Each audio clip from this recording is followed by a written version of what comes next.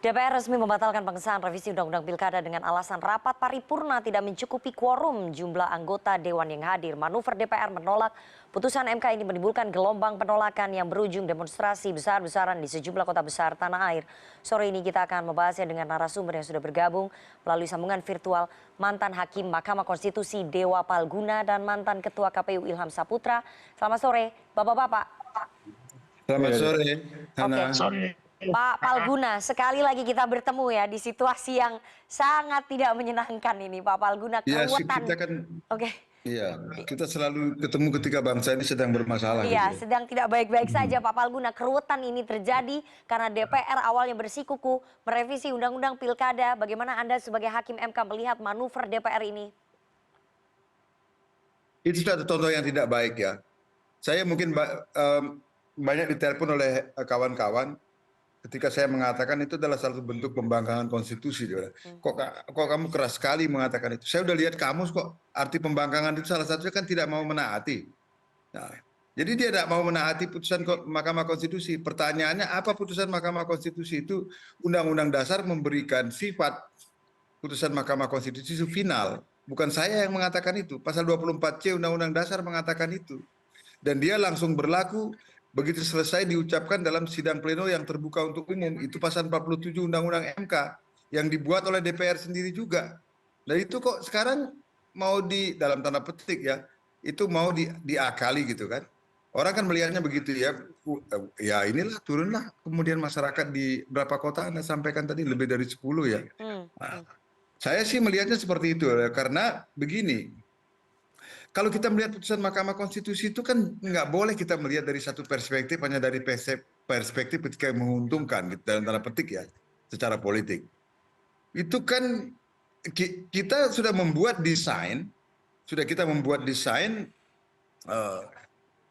ketatanegaraan dengan prinsip supremasi konstitusi pasca perubahan Undang-Undang Dasar hasil perjuangan dari reformasi 1998.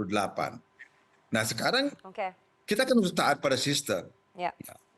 Nah, ketika kita taat pada sistem dan kemudian Mahkamah Konstitusi sebagai bagian dari sistem itu sudah menyatakan putusannya, nah, ya sudah ditaati saja lah, kan gitu. Jangan lagi dibuat macam-macam sehingga membuat masyarakat jadi kesal gitu kan. Oke, Pak Palguna. Apa dampaknya jika revisi Undang-Undang Pilkada ini diteruskan? Karena kita nggak bisa nih berpegang pada pernyataan DPR bahwa mereka akan menunda, tapi kalau kemudian tiba-tiba diteruskan, saya ingin tanya apakah menimbulkan ketidakpastian hukum kepada calon-calon kepala daerah nantinya? Harusnya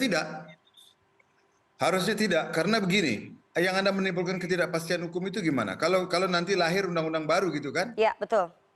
Nah, kalau itu lahir undang-undang baru, yang mungkin di situ akan timbul ketidakpastian hukum. Artinya kalau ini ternyata diteruskan, karena tadi pernyataan Pak Sukmi Dasko kan juga mengatakan, pokoknya tidak akan ada kira-kira ya, tidak akan ada revisi undang-undang kalau sampai tanggal 27 kalau nggak salah itu. Ekornya kan itu. Bahasa politisi itu kan selalu ada ekornya begitu kan. Ini yang membuat ketidakpastian. Jadi kalau sampai tanggal 27 itu tidak ada perubahan sikap di DPR, ya berarti yang berlaku putusan Mahkamah Konstitusi. Kan seolah-olah begitu kan? Oke. Padahal pasal 47 Undang-Undang Mahkamah Konstitusi itu tegas mengatakan putusan Mahkamah Konstitusi itu mulai berlaku setelah selesai diucapkan dalam sidang pleno terbuka untuk umum. Nah, artinya KPU itu seharusnya kalau KPU itu ini standar normalnya ya. Nah, ini nanti Pak Ilham bisa komentar ini.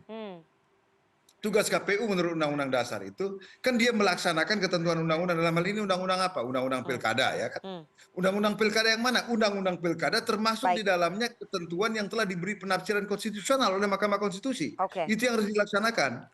Jadi pegangannya ke situ. Nah, kalau begitu jalan pikirannya seharusnya tidak ada ketidakpastian hukum. Oke, saya mau ke Mas Ilham ya. Mas Ilham, dengan adanya pembatalan pengesahan revisi Undang-Undang Pilkada ini, bagaimana mekanismenya di KPU? Kalau menurut Pak Palguna, ya patuh saja dengan putusan MK, langsung self-executing, langsung dijalankan begitu. Masih mute kayaknya ya? Masih di mute Bang Ilham. Ya, saya setuju dengan pernyataan Prof. Palguna bahwa saya ini banyak sekali berinteraksi dengan MK dari saya di KIP Aceh, dengan Prof. Palguna juga gitu ya. Tidak pernah kemudian saya menolak putusan dari MK atau tidak mengeksekusi putusan dari MK. Karena memang seperti kata Perpalaguna tadi bahwa putusan MK itu adalah executed gitu kan. Oke. Nah itu pertama. Kedua adalah ini mungkin pertama kali dalam sejarah reformasi kita bahwa ada putusan MK yang quote unquote dilawan oleh undang-undang baru, membuat undang-undang baru karena ada putusan MK. Ini kan tentu saja semangat reformasi ini dicederai gitu ya. Nah, yang ketiga, saya kira KPU tidak perlu ada perdebatan lagi. Ketika putusan MK itu dikeluarkan, KPU harus lantas kemudian membuat draft revisi terhadap PKPU pencalonan yang sekarang sedang ditunggu-tunggu oleh masyarakat, oleh partai politik yang akan mengikuti kontestasi pilkada yang tinggal beberapa lagi pendaftaran ini. Karena memang dalam undang-undang disebutkan 3 bulan sebelum hari H pencoblosan itu ada pendaftaran. Nah ini sudah 27 Agustus dan 29 Agustus sebentar lagi. Iya. Jadi ini harus segera dieksekusi oleh KPU tanpa perlu melihat situasi politik saat ini, gitu loh.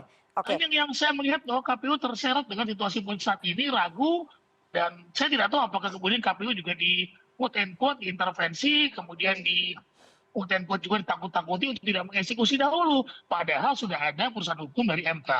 Oke, tapi posisi manuver DPR yang merevisi undang-undang pilkada ini, apakah menurut Mas Ilham memang menyulitkan, memberikan pilihan yang sulit sebetulnya bagi penyelenggara, bagi KPU ini? Kalau saya tidak, ya artinya gini, undang-undang itu belum diputuskan. Sementara sudah ada putusan MK yang di depan mata yang kemudian bisa dijadikan acuan untuk merevisi PKPU, ya. Jadi buat saya tidak boleh ke situ, tapi KPU paling tidak melakukan tindakan-tindakan, misalnya saja memberikan surat kepada Komisi 2 untuk melakukan konsultasi terlebih dahulu, berkoordinasi dengan Kumham bahwa akan ada revisi PKPU berdasarkan putusan MK gitu ya. Nanti kita berkoordinasi karena setiap PKPU itu harus ada diundangkan oleh Kumham misalnya saja.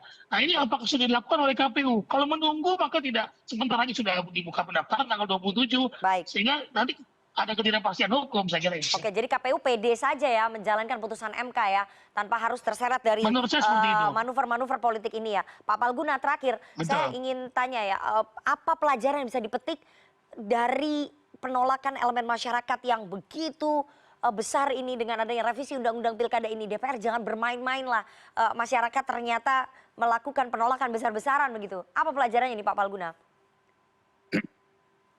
Kalau masih mau belajar ya. Kalau masih mau belajar, pelajaran itu adalah ya kalau kita mau bernegara dan mengatakan kita siap untuk menjadi constitutional democratic state, maka taatilah ke segala ketentuan hukum yang ditarik berdasarkan ketentuan hukum fundamental yaitu Undang-Undang Dasar itu.